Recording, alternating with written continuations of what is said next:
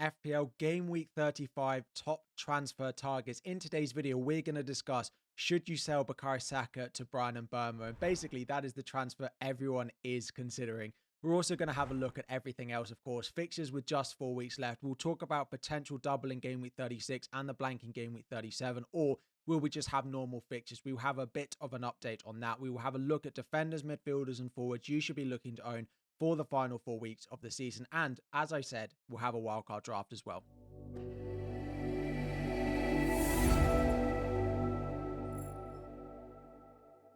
What is up, everyone? FPL Harry here. Before we dive in, 2,000 likes is the aim. Subscribe if you are new around here. And just want to say actually a bit of a thank you to those of you who submit your questions really early on Twitter and on YouTube when I ask them for this video. They are massively, massively helpful. When I say, what transfers are you doing? What are you considering this week? Those of you who come in and fire in your replies with detail, it actually really helps shape these videos throughout the course of the season. So massively appreciate you all doing that. We're going to start off actually by having a look at the fixtures. And the first thing we're going to discuss is, of course, the potential for the doubling Game Week 36 with the FA Cup games that clash in Game Week 37, of course, for Manchester City, Bournemouth, and for Crystal Palace against Wolves, plus the Spurs Aston Villa game that Spurs have asked to move forward into Game Week 36. It seems to be, over the past couple of days, that the projections are that we will have no doubles, particularly for the ones from the FA Cup. So particularly the Manchester City Bournemouth game and the Wolves Crystal Palace game seem to be predicted that they will go into the midweek of Game Week 37, meaning that those 4 clubs will just have 4 normal game weeks and they'll just play in the midweek after the FA Cup final. The Aston Villa Spurs one, again, the general's opinion seems to be that, you know, the Premier League hasn't moved fixtures for European sort of rest time before. So there's no real precedent for them to do it again. And with the fixture being at Aston Villa, they hold more power. So they can just say, well, we don't have the staff. The stadium isn't ready. The policing facilities aren't ready for it to be played on a Thursday night. It is also their last home game as well. The prediction that we will know before the Game Week 35 deadline still stands. I'm recording. It is almost 5 o'clock on Tuesday evening. Of course, I want to get this recorded because I want to go and watch Arsenal PSG tonight and not need to be recording a video. So the general consensus is that we still will hear before Game Week 35. We still should hear on either Wednesday, Thursday, or Friday. If it gets announced between now and 9:30 when this video is going to go live, you won't be seeing this video because I will pull it and re-record the whole video if we were to get an announcement. But it does look like the chances of getting loads of doubles in 36 feel pretty slim based off what people are saying. And also there's a whole Reddit thread of people who predict where TV fixtures are going to go. And they get it right a lot of the time. And they seem to think, again, it will go into the midweek of 37. So when you're doing your planning, please, please, please save your transfers until later on in the week, until we probably get an announcement of where those fixtures are going to go. Will it be a double or will it just be no doubles? But it does seem like the predictions are now that the 2 FA Cup clashes are unlikely to cause a double. The Aston Villa Spurs one feels maybe slightly more likely. It's probably maybe 75% chance that those others go into 37. I'm making up percentages, and maybe a 60% chance that the Aston Villa Spurs one stays where it is as well. So generally the chances are there aren't loads of doubles, but we're going to talk about players to buy in this video. Don't do anything until we get an announcement, but it does look like the chances are maybe dropping of a double. So let's go back and have a look at the fixtures, because of course this has just got normal Game Week 36 and normal Game Week 37, which looks the most likely scenario now. Whether there are doubles or not though, every team has 4 fixtures left this season. So even if you go, let's say there was a double and Villa doubled, you can still buy them, but they're going to blank in 37. So you still have 4 fixtures left for every team, and the fixture ticker won't change as a result. Looking at the teams that we're probably looking to buy with good fixtures left, we already know Nottingham Forest. There's already ownership on Manchester City, Everton, Brentford, occasional bit of West Ham and Aston Villa. Outside of that, there's probably not loads. Next week, you could look to add a little bit of Wolves. You could also add a little bit of Newcastle or maybe a bit of Fulham as well. There are a couple of games, for example, in Game Week 38, looking at Arsenal and Bournemouth against Southampton and Leicester, that you could look to target. But generally, it's those ones up at the top that have a nice fixture this week and have nice fixtures between now and the end of the season. One that's actually quite low down that I think don't have bad fixtures is Crystal Palace, right? Forest at home, Spurs away, Wolves at home, before Liverpool on the final day. So Liverpool on the final day is not a good fixture, but I actually think the next three for Palace are not bad. Now, we still need to know where that Wolves at home game is going to go, but that is their final home game of the season, and we don't tend to see that much rotation when it's a team's final home game. Forest, there is the Monday night game, but Forest play on Thursday and then Monday. Spurs away, with Spurs still being in Europe, where they're rotating heavily in the Premier League, and then Wolves at home. So a lot of the teams further down, like we're probably not buying Liverpool, we're probably not buying Chelsea, and a few others down at the bottom. But I actually think the Palace fixtures, when you look at them in isolation, are not too bad. So then just going and having a look at the data again, attacks are getting worse and defenses are getting better. Basically, Chelsea continue to be the one that are seeing massive swings. And yeah, the Cole Palmer pick on free hit, you can laugh at me tomorrow in my team selection video when we review it. The only player in my free hit to blank so far was Cole Palmer, the player that everyone told me not to own this week. Chelsea's defensive data, second over the season, over the past 6 weeks, are in the sort of bottom half for attacking data. Shouldn't have gone with Cole Palmer in hindsight. Their defense is getting better, so picking someone like a Cucurella on free hit was a good idea, but yeah, Chelsea are definitely on the decline. When we look at a few other teams that we want to look to target, Manchester City are high up there. Still owning Newcastle is good. Aston Villa, though, feel like the real one. They have a decent run of fixtures between now and the end of the season, and their attacking data has become very strong. We will, of course, talk about Ollie Watkins. Now, when you start to look at the defense, the top few actually don't have loads to play for, and there's not the best run of fixtures for them. The one that actually stands out is fourth, and that is Everton. Ipswich at home, Fulham away, Southampton at home in the next 3 games. With the fourth best defence in the league, Everton have to be considered. Nottingham Forest are also one that we are considering quite heavily, and over the course of the season have good data, but actually over the past 6, as you can see, they have seen a bit of a drop-off. Now, part of that is driven by the fixtures that they have had, but it is probably worth considering we've seen a slight regression in their form. So going to our top 10 to buy by position table, starting off with defenders. If you don't own Gvardiol, I really like him. As I said with the Palace fixtures, I still really like Munoz. And if you have a spare Manchester City slot, I do think Ruben Diaz for those City fixtures is worth considering.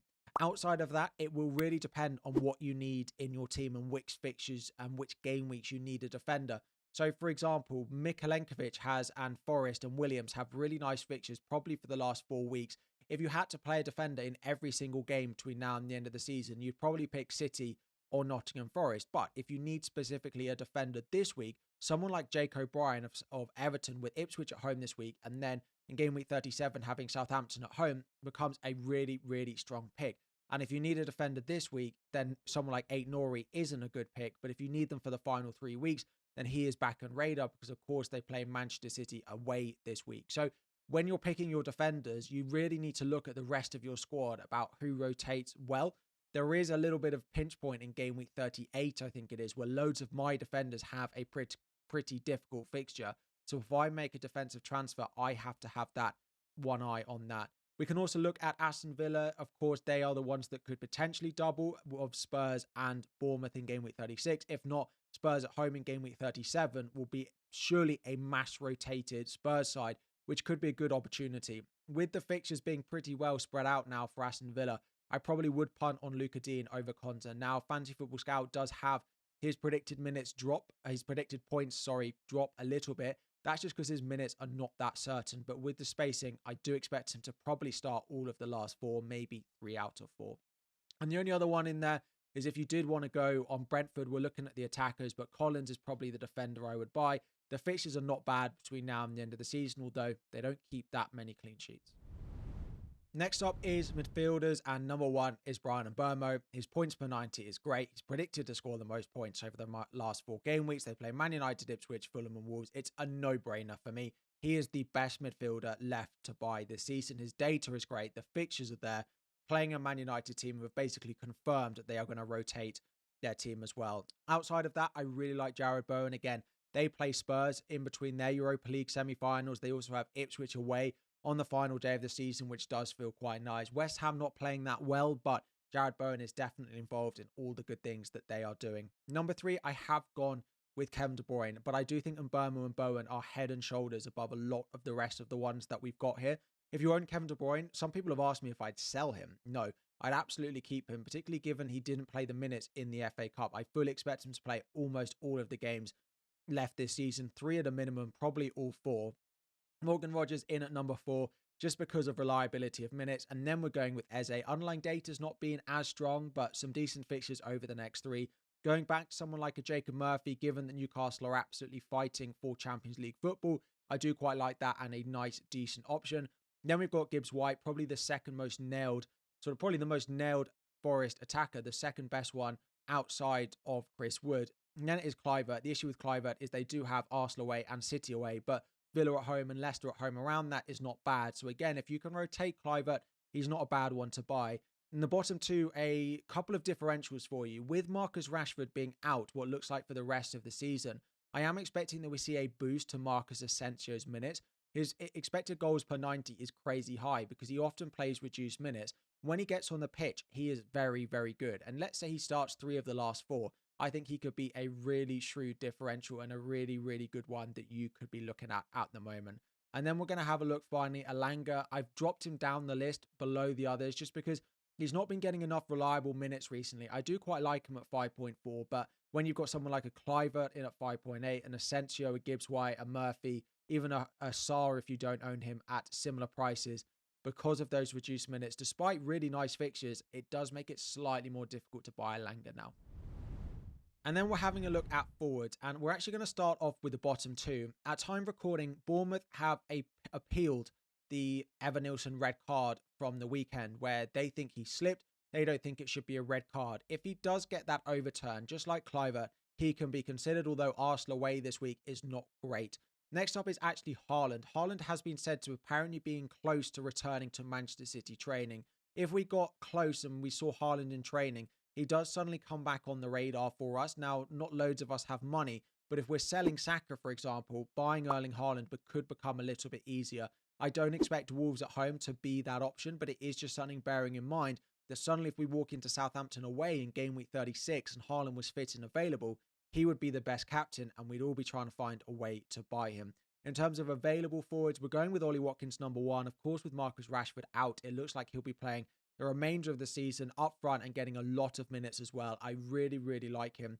Marmoush is second again while Haaland's out, and even when he's back, he should continue to get minutes. If Haaland is really, really close by the deadline, though, it might drop Marmoush down. Alexander Isak is in, and they are probably above Wissa, although Vissa's value is crazy good. He's the highest ranked value player in my list. Really like him as an option going forward. The fixtures are great at just 6.6 million. Then it's Mateta, who the majority of us own, probably just about over Chris Wood. Chris Wood's minutes, he's getting slightly early subs as we saw in the FA Cup, but I still like him. Forest just feel like they are petering off a little bit. Cunha is actually in 7th, just because I don't love the fixtures, and every week there is the slight doubt that he's definitely going to start. I do like him though. In game week 36, if you need a forward after the City game, could absolutely be worth a punt. And while Jed Pedro is out, Danny Welbeck is in, although he's just probably not as good as the others. He's just much cheaper if you need one. Looking at some popular transfers, basically everything is revolving around which of these midfielders would I sell to buy Jared Bowen or Brian Mbeumo. Saka to Bowen, would I do it? Yes. Savinho to Bowen, Savinho to Mbeumo, would I do these? Saka, basically yes. Yes, I would do all these transfers to finding a route for free. If it's Foden, if it's Saka, if it's Savinho, yes. The only thing with the City midfielders is, of course, they are the Friday night game. We might get slightly early news on the team sheet, which could be useful. For example, if Savinho starts at home to Wolves, do I think selling him to Bowen is worth it? Then maybe not. But I still think Bowen and Mbeumo are better holds between now and the end of the season and just reliable for minutes, right? Bowen and Mbeumo are going to play 8 starts combined between them. Savinho is unlikely to start more than 2 games between now and the end of the season. Saka to Mbeumo, I would do. I'm planning on doing Foden to Mbeumo. I would do all of these. Would I do it for a hit? I think that's a little bit more complicated. If you have the ability to bench Saka this week, then I don't think it's necessarily worth a hit. But I do think Mbeumo is probably just worth doing it. So if you definitely want Mbeumo, I probably would consider it for a -4. I am recording before the Arsenal PSG game tonight, though. So a caveat of how he comes through. And again, Savinho to Bowen, particularly if we knew that Savinho wasn't going to start, I would do it for a hit. And actually another transfer I'm not seeing anyone mention, but I think it should be considered, is David Raya to Jordan Pickford.